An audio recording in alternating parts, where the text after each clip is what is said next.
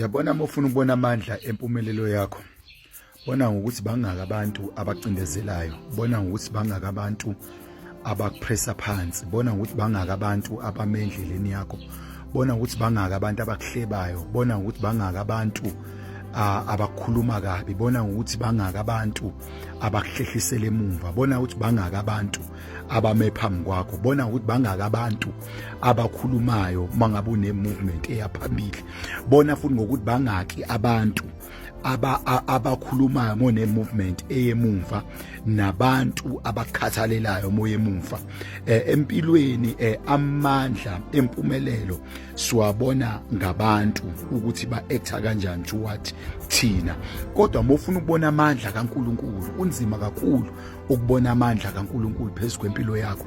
Amandla kaNkulunkulu siwabona ngamasikazi, amandla kaNkulunkulu siwabona ngezibazi esidlule kusona. Umzimba uyakwazi ukuzihila automatically, ngamanye amazwi iskin siyakwazi ukuzilapha automatically, sizipholise isilonda molimele, kodwa umzimba awususi isibazi sakho noma awasusi amasikazi akho. Amasikazi arepresenta ukuthi lolu uphawu lokuthi uNkulunkulu ukudlulisephi, uphawu lokuthi uke walimala empilweni kodwa uNkulunkulu wakupholisa, uphawu lokuthi uke wadlula endaweni la kuthiwa ngeke udlule khona, abantu bethi ngeke usaphila kodwa waphila. Lolo uphawu lamandla kaNkulunkulu. Engazi ukuthi ungangafisa ukubona amandla kaNkulunkulu uma ingqondo yakhe ingakalungiseki.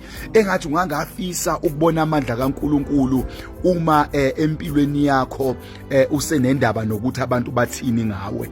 Uma udinga ukubona amandla kaNkulunkulu, forgetha ukuthi abantu bathini ngawe, kodwa bheka ukuthi uNkulunkulu wenzeni ngawe, bheka ukuthi uNkulunkulu utheni ngawe. Ngoba into ebalekile akusikona abantu ukuthi batheni ngawe, kodwa kubalekile ukuthi uNkulunkulu utheni ngawe. Akusikona ukuthi abantu bathini ngawe, okubalekile ukuthi uNkulunkulu uthini ngawe, nokubalekile ukuthi wena uthini ngawe. Abantu sebetheni ngawe, abantu bekhulumile ngawe, wena uthini ngawe. God bless you.